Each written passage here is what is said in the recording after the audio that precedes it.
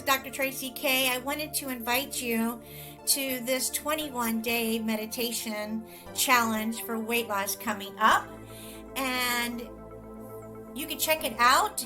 It is free, and bring your pet if you want to. Wear nice clothing, headphone, and we will be doing a 21-day meditation challenge for weight loss.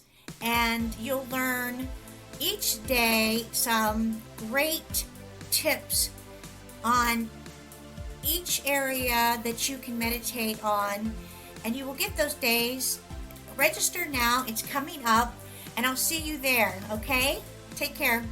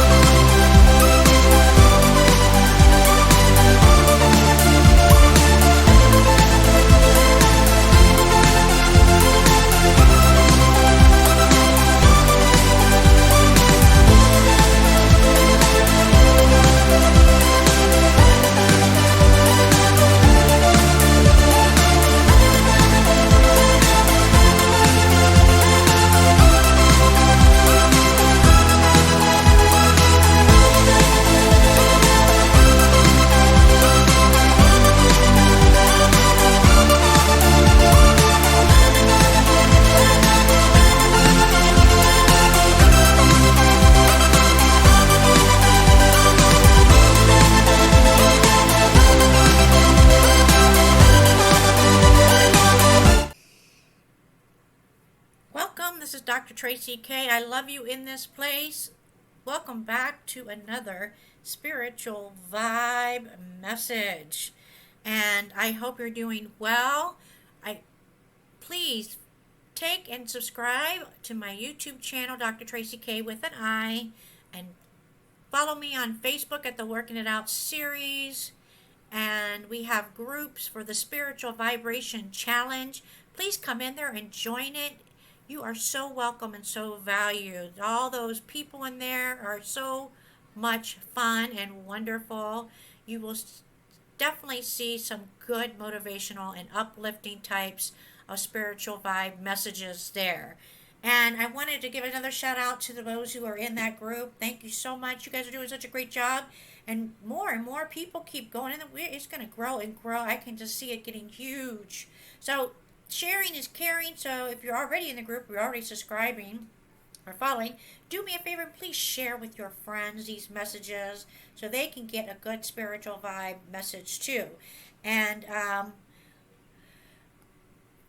join us in the Level Up, and we've got some challenges going on. The 21 meditation day challenge for weight loss is coming up on its third week. This is the second week. If you're already in that, you should be practicing your meditations for self-love and forgiveness. And upcoming for the third week will be body image. Plus we've got the 21-day manifestation challenge you can check out. All kinds of little fun little mini courses and things you can get. And today, if you haven't looked, I want to talk about mindfulness. Now, if there was one ability that you could learn that would make every single aspect of your life better, what would it be? Undoubtedly, it would be the ability to control your emotions and to control the way you think, right? This might sound like a surprising claim, but the ability to control your emotions and the way you respond to a situation is not only the secret to happiness, but also the secret to being able to get whatever you want from life. Why, you might ask? Because it's our interpretation of events, more than events themselves, that dictate our happiness, mood, and performance. Not only that, but our emotions and the neurotransmitters that control them are what alter our ability to focus, to remember information, and to be creative. Let's imagine a scenario where you're trapped inside a lorry and that has turned over. And it's turned over and is now hanging over the edge of a precipice. The slightest movement could ruin the balance and send you plunging to your death. Ooh, bad times, right? What happens to you in this situation? You probably freeze in a place, of course, but at the same time, your body becomes very active. Your brain knows you're in danger, and thus it causes certain neurons in the brain to fire and release neurotransmitters. These neurotransmitters include the likes of dopamine, cortisol, and norepinephrine. Meanwhile, the sympathetic nervous system responds to these cues and begins producing more chemicals of its own. Specifically, a part we are called the adrenal medulla, which secretes adrenaline and noradrenaline. And this will result in numerous psychological changes in your body. Your heart rate increases, your muscles contract, your breathing starts getting heavy and very fast, and your mind starts racing, right? But here's the twist. It turns out that a rescue crew has been working unbeknownst to you and has attached the lorry to the ground by a chain. You're completely safe. Wow, right? You're finally anchored into this. And so the reaction of your body is in response to your belief and your perception then, not the reality. As we see, there are many scenarios where we believe we're in more danger than we really are, resulting in the stress response. See, as we'll also see, that stress response is capable of causing all kinds of psychological and health problems. It's a big thing. It's the main thing. A lot of different, all our health issues today. Am I right? So good. So if you gain control of your emotional response, then you can prevent that stressful response and instead stay calm and focused. Kind of like Mr. Spock, right? Right? He just, I'm talking about, or Data from the Star Trek generation, whatever. Do you remember talking about that he was always like, emotions? What are emotions? That's just ridiculous. But the power of controlling your emotions is much more profound than that. See, as we see later, the ability to increase your confidence can actually lead to all kinds of changes in your life that result in you being more productive, more successful, even wealthier. The power of mindfulness. See, it doesn't stop there. Controlling your emotions also means you'll be able to overcome stressful situations and even phobias. Say goodbye to a fear of public speaking. And likewise, controlling your emotions can help you to avoid arguments and shouting matches in your relationship, which will result in a more harmonious and a happy home. Being able to transform that energy to where it's not even coming at you anymore, to where you can eventually just, it routes even away, banish it completely. And so, wouldn't that be nice? So, what I want to discuss here is that there are ways that your emotion can make you more powerful and more efficient. Did you know, for instance, that you can increase muscle fiber recruitment and potentially tap into superhuman strength by getting in the right mood? Did you know that the correct combination of neurochemistry can give you perfect recall. Mm-hmm. So good, right? I'm going to try to show you a little bit in this message today on how to tap into all those things at the same time. Give you a little glimpse of it, and it will show you how you can simply get some peace and quiet by calming your mind and taking a time out. So hang on with me and let's get into this. Are you ready to change your life? All right, so good. Can I get that? So good. There's some heart claimants up here, right? So, and that's what I want to talk about right now. I want to talk about the power of mindfulness. What is mindfulness? See, if you look on my website and you go to where free consultation, you'll see that it has this big picture of the person in cloud in mind. It says being mindful instead of mindful. Get it?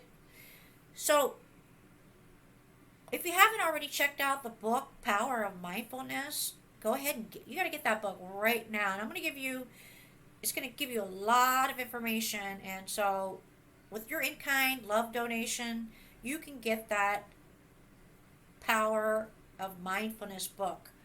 And you can find that in my Facebook shop at the Working It Out series, or you can also get it on the workingitoutseries.com. And if you're on YouTube, listen to this. I'm going to go ahead and leave that in the description box. You can click right on it and get the book right away. And there's so much more. So, what I want to talk about is a way to build up to mindfulness in this session. I could talk about how bad for you stress is, or I could talk about neuroscience, right? Oh, boring, right? But I'll just get to that some other time in another session, maybe. So, what you probably want to know right off the bat is just what mindfulness is. Where did it come from? And how you can use it just a little more calm and have a relaxation in your life. Now, in a spiritual vibe missions where you talk up, they're thinking like, well, you mean prayer? Are you talking about prayer? Prayer is different. And if you haven't gone back to any of my other videos, or if you're looking for, you can learn about the power of prayer. Go through my videos on the Spiritual Vibe Message playlist and see if you can find some of that. No, mindfulness is relating to being in your sense of being calm and having a relaxation. It's more like you have to look at it first from there. So we'll delve into how you can utilize some more technical neuroscience type stuff in order to tap into more profound capabilities of your brain. So, what exactly is mindfulness? Anybody know? Anybody got a guess? All right, real quick here. Even though I have diplomas in psychiatry and psychology and all that stuff and science and REBT, I mean psychotherapy, I am not licensed. This is just a quick disclaimer. I did not get my state license. I chose not to because I don't agree with some of the social things, because I delve more into the spiritual ministry of stuff and energy medicine. So if you are in distress, or if you seek some issues when it comes to some severe, you need to seek a license profession so they can diagnose you with certain treatments. This is educational purposes only, and this could give you, if you're all about health and wellness and energy medicine in that sense. I am certified and licensed in ministry sense, so spirituality. So this is definitely got some good resources behind it. So stay tuned here, stay with me here. So when it comes to mindfulness, essentially, mindfulness is a form of meditation, not prayer. Meditation that is adopted by CBT. CBT, in turn, is cognitive behavioral therapy, a psychotherapeutic approach that can be used to treat all manner of psychological conditions like anxiety, phobias, addictions, etc., etc. Mindfulness essentially is a tool. It gives us a tool that we can use not only to calm our thoughts and escape the stressors of the day, but also reflect on the contents of our mind in the interests for self empowerment, self growth, and self improvement, which is where I'm talking about the self growth here. So, meditation generally has something of a bad reputation. Like people said, well, I just go to prayer. But it tends to be this bad reputation. Well, I'm a Christian. I follow the Lord and God. But here's the thing: is meditation. If you listen to on the ministry, it's actually a lot in the Scripture. It's a lot in the Scripture.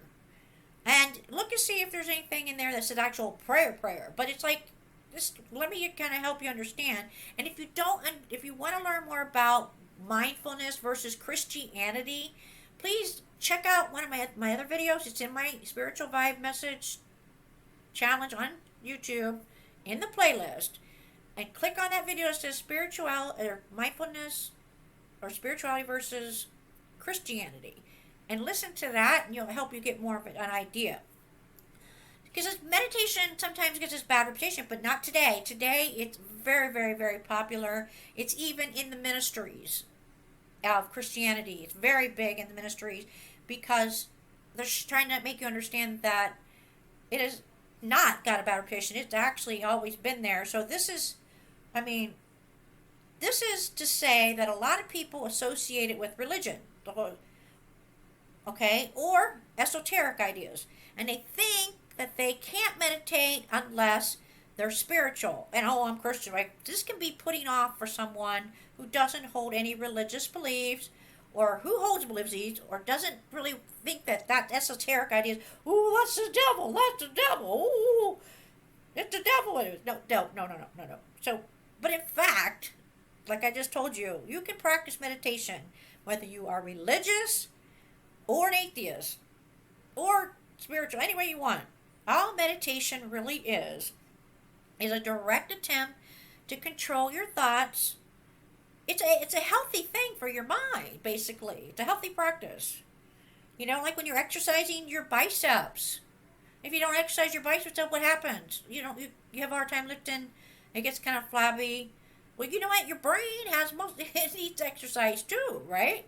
And our whole spirit of God within, godly, Holy Spirit is through that mind.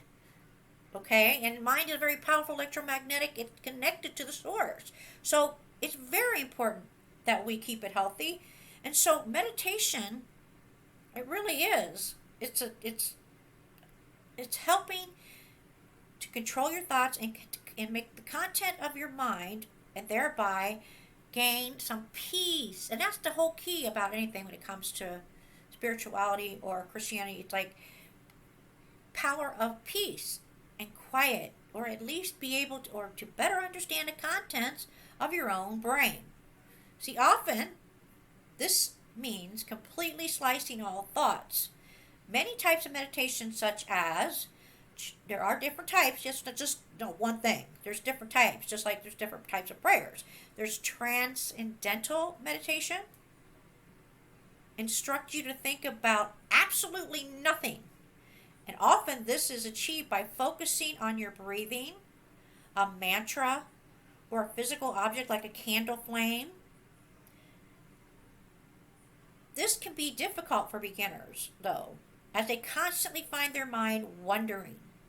And if you want help with that, there's a playlist on my YouTube channel about art and candle and music therapy that can help you with your practice, getting that mindfulness, get working towards that mindfulness. The idea behind mindfulness meditation, then, is not to try and empty your thoughts, but instead to simply step back from them and observe them like a detached third party. This way, you aren't letting your thoughts affect you and make you stressed.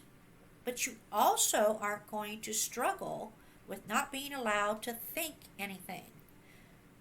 Okay? Meanwhile, using this technique will also allow you to become more aware of your own thoughts and thereby able to edit any thoughts that are leading you into trouble. For instance, if you constantly find yourself thinking about the ways that you could hurt yourself, you might notice that this is a bad habit and then attempt to fix that, or vice versa. This may be the long term aim of mindfulness when used in CBT, cognitive behavioral therapy.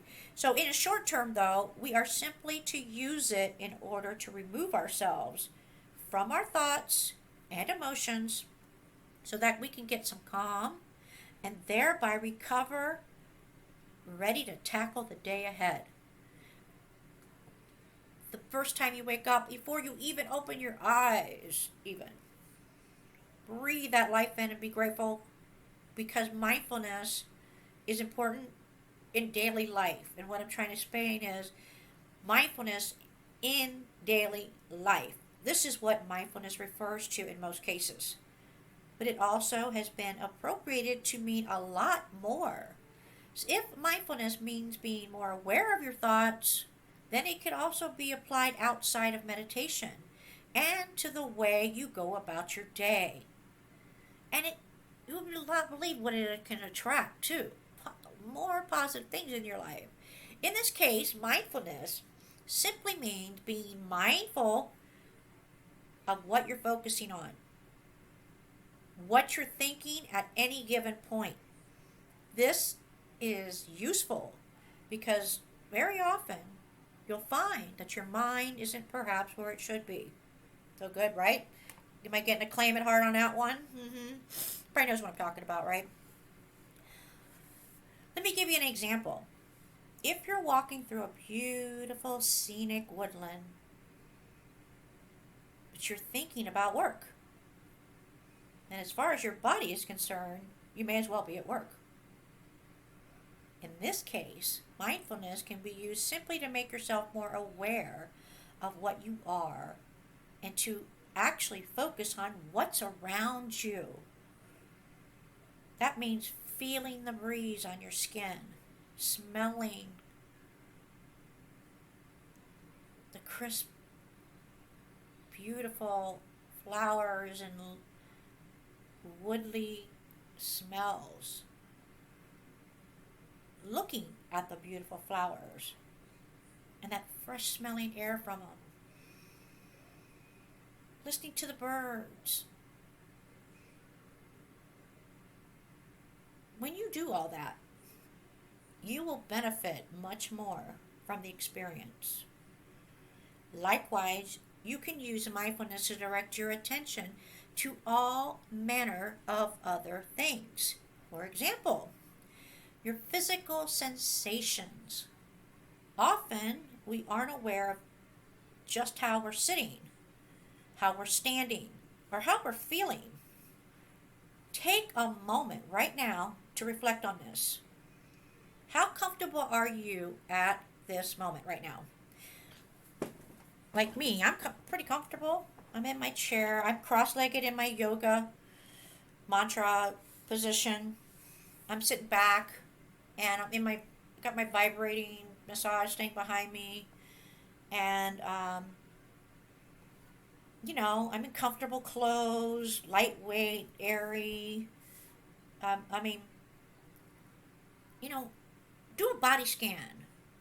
Does any part of your body hurt? So if you're sitting down, then where is your most pressure on you? What's the most pressure you're feeling on your body right now? Can you feel the clothes against you or your body? Maybe a watch or jewelry, maybe. How warm are you? Are you warm? Are you cold? Are you leaning more to one side? I'm leaning more to my right now. I'm resting on my arm thing. Get you, didn't it? You're like, oh my gosh, I didn't think I was doing that, right? Wow. Okay, the kind of mindfulness can be useful, that kind right there. Because if you want to try and fix your posture, but also if you want to improve your abilities, like in sports or something, or just move more efficiently. I mean, have you ever noticed, like, sometimes when we walk, we're not as balanced as we used to? This is because we're not being mindful of our body and how it feels. Being more mindful of the way you feel, the way you speak, can also meanwhile help you speak more eloquently. Now, depending on, like me, I have disability. I have I'm pretty much close to deaf. I don't have a lot of hearing, so I everything I do is based on vibrational. But just stop. What I'm talking about is, when you speak, or the voice you speak, or the tone you speak, or the softness, the kindness, or just passionate. I mean, speaking softly. If you just listen to that, doesn't it make you feel kind of calm, and serene, and. And then, of course, if you're using like derogatory words and you're swearing, it can change the whole way that people perceive you, right? Oh, for example, if you want to sound more intelligent, then you simply try using bigger words or speaking a little bit more slowly. Have you ever noticed that in college, like the professors that are really geniuses type, they do that? I remember my political science professor when my first college. I went to a bunch of colleges, but I had like 500 students in there, and it actually had like two or three professors that handled the class, but it was so. I mean, it was like they spoke so slow and monotone, and it would put you right to sleep. I mean, I had to the point where I had to go outside. We would sit outside the actual room because we had to get fresh air because we were getting so sleepy. You see what I'm saying? So you also use mindfulness to be happier in everyday life. Simply try to stop letting negative emotions affect you by identifying them as temporary and destructive. You can say no thanks. You can simply notice that you're getting angry and acknowledge that your thoughts will be tainted by that. So with practice, this can make you a much calmer and a much happier person. But what do you find when you try and do this, huh? In all likelihood, you'll find that you forget, especially if you grew up. Like, I'll tell you this. For example, I grew up in a yelling family. Yell, yell, yell. I mean, we had Italians and Germans. Yell, yell, yell, yell, yell. I think that's why I lost my hearing so much, because I was yelling all the time. But it was like everything was yell, negative, negative, negative, critical, critical, critical, critical, critical. And the tone. It was just, and I mean, I'll tell you this, growing up, yes, I did a lot of things that I loved in my thing, but I tell you, it was just, I hated it because I knew it was going to be coming around to that negative energy, and it just like, it sucks your energy, your happiness. It's like, you know what? That's not what you wanted. You want to be more calm or happy person. You find that, oh, I got to get away from this, I got to get away from that. And so, have you ever, you be around those type of people, you be around this thing, it's like nothing. I mean, you can't even have it's like you can't have a conversation of positivity because they don't recognize positivity because they're vibrating that slow level of angriness. The only way you can conversate with them. Why? Why? It's all likelihood that's not good, healthy wise. So when it's inbred in you, when it's been so programmed in your DNA, you have to learn how to deactivate that DNA code. And I actually, if you want to check out that, I have a new program, amazing, called the DNA Activator Code. It's like really good program. You can check it out if you want to check out how to deprogram and so forth. I'll link that in the description box on YouTube. You guys got to be a subscriber though, subscriber and like. And I want to get some comments. I want some comments in the comments in my Facebook, comments in my YouTube, so I know you're alive if you're not a robot. So I can, find out exactly what you guys really, really would like to learn more about. Okay, guys? So good. Anyways, so with practice, by simply noticing that it's temporary, destructive, and saying no thanks, this can make you a much calmer and much happier person.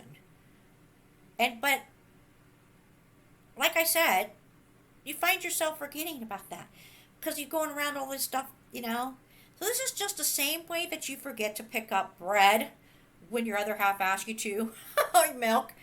You forgot to milk. Doesn't everybody do that? I hate that. I do that all the time. Like, okay, I get my list.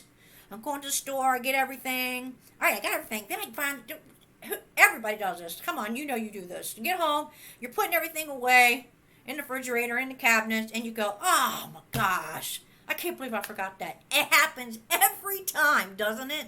Right? It's the same way with this. So it's just the same way you forget to pick up the keys on the way out of the house, or your phone or something, or your glasses. So the point is, most of the time, we have no control over what we focused on and what we're paying attention to. And as such, we find ourselves forgetting things, getting into bad habits, or stressing when we should be enjoying ourselves and getting to good mindfulness practices. And a lot of times this can also help us with sleep and good sleep and wonderful waking up feeling so joyful in our hearts and in our minds. Practicing mindfulness both as a form of meditation and during the day can therefore help you improve your ability to control your thoughts and thereby decide how you want to improve yourself and what you want to focus on. So, let's all try that this time. And if you want to learn more about this, get on some of that 21-day meditation challenge for weight loss. It could tell you about some of the tools that are used for this. So, this is the powerful concept of mindfulness. And I highly suggest getting that book that I have, The Power of Mindfulness. It's a book I love. And for if you don't understand the power of tithing right now, shame on you.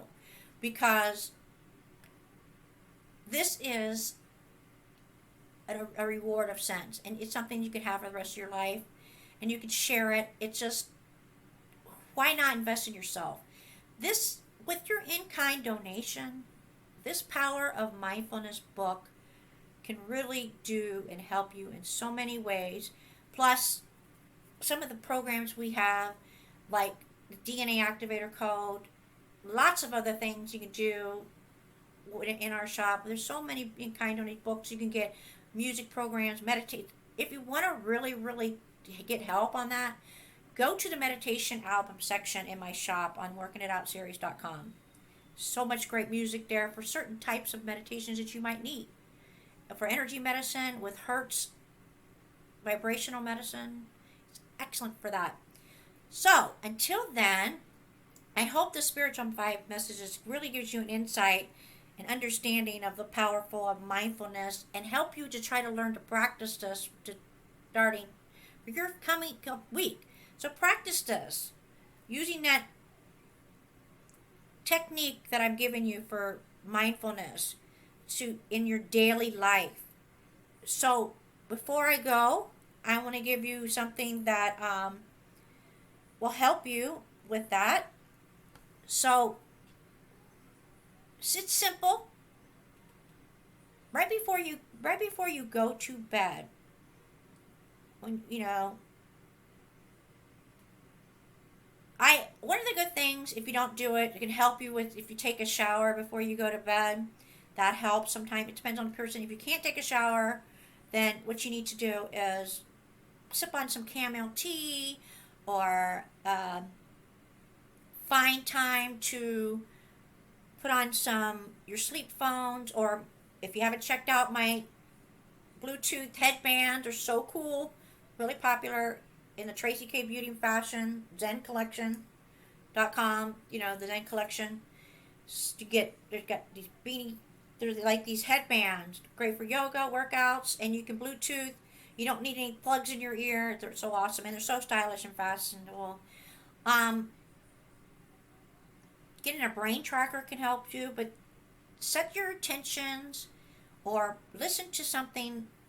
I have a free deep healing sleep meditation that I want to give you today, just for listening to this. For all those who like and comment below, if you comment below on the YouTube or Facebook, I will have them reply and send you that link so you can get that free deep healing meditation, sleeping. It's awesome. And it's free to you. No shipping and handling, nothing is free. You can get it. So you just gotta just order it, and that way you can download it and have it. Alrighty then? And that is my gift to you today for listening to this. But I need you to comment that you want this. If you want this, comment on this video on YouTube or comment on Facebook messages. You need to like and subscribe. I need something back from you guys. In kind of love donation. And this is free. So all I want is a like, a comment, subscribing, and or sharing. If you do that, I want to give you this free deep healing mindfulness meditation that you could have. Okay? Till then, have a wonderful week. Keep your powerful mindset this week and try to practice paying attention to some of the things that I gave you about today. All right? And take care. Please now bring your hands to your heart center in prayer mode. Take a deep breath in. Slowly exhale. Calming your mind. Close your eyes. One more time. Inhale. Focusing on the inhale. Slowly exhale. I want to thank you today for coming to share your practice with me. Please lift your hands up to your third eye, forehead area. Go shine your light and love today. Stay positive, stay mindful, and I want you to now bow to claim it. All right, see you guys next week.